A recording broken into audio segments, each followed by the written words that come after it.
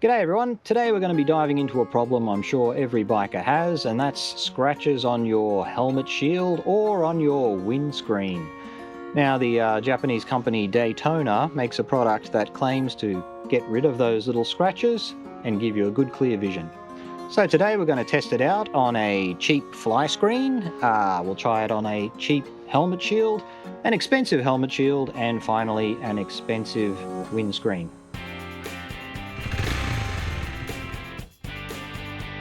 This cleaner comes in a 140ml bottle and costs around 12 Australian dollary-doos, or about $8 US, which is pretty reasonable I think, since 140ml should last a long time. It promises clear visibility without glare because it's not silicone based, and it makes the surface very smooth, which should prevent dirt from readhering.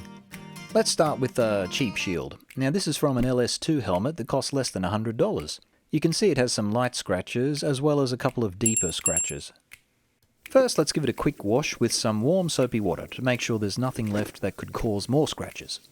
Now apply the liquid in a circular motion with a sponge. Now I'm going to see if I can do something about the deeper scratches with the Dremel.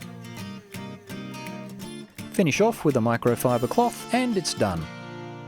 Overall, the shield is smoother and clearer, but you can see here there are still some scratches there. They're less visible on the shield, but you can see they are casting shadows. So it looks like any scratch you can feel with your fingernails is not going to go away just with this liquid. Now let's see what we can do for the Chinese fly screen from the Svartpilen. Since you never actually look through this thing, it's not that important, but these light scratches caused by dirt in the wind and using a bike cover don't look cool. Let's see if we can get it shiny again.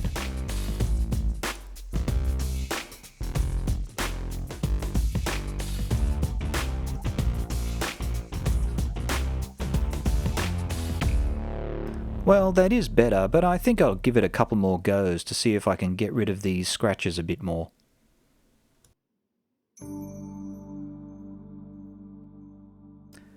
Don't know about you, but I think that's a lot better.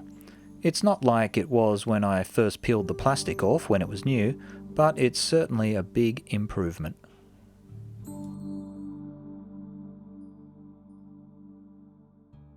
I was also able to get rid of some of the cloudiness from this stock CB500X screen. Next up, let's try the shield from a famous Japanese brand helmet, but probably not the one you're thinking of. Now you might remember OGK from the 80s and 90s if you're old enough. Now they've been rebranded as Kabuto, which is the Japanese name for a samurai helmet, hence the logo.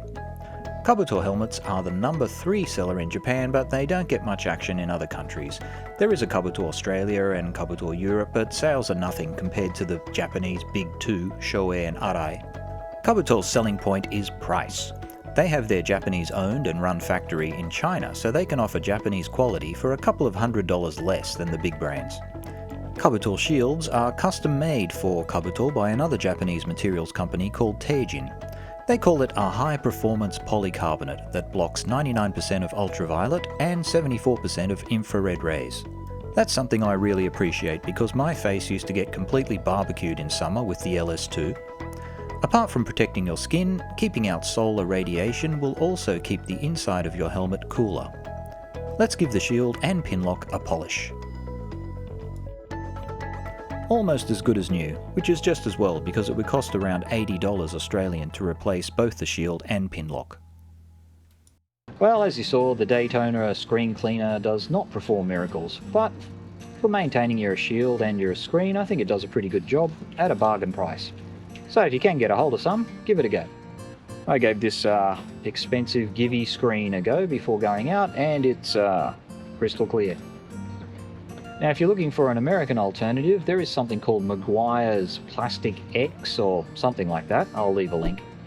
I've never used it, but seems to be a similar product, so give it a go. And if you are interested in budget bike gear or whatever's going on in Japan, for example the upcoming Tokyo Motorbike Show, please consider subscribing. Till next time, keep a clear vision, ride safely, and thanks for watching.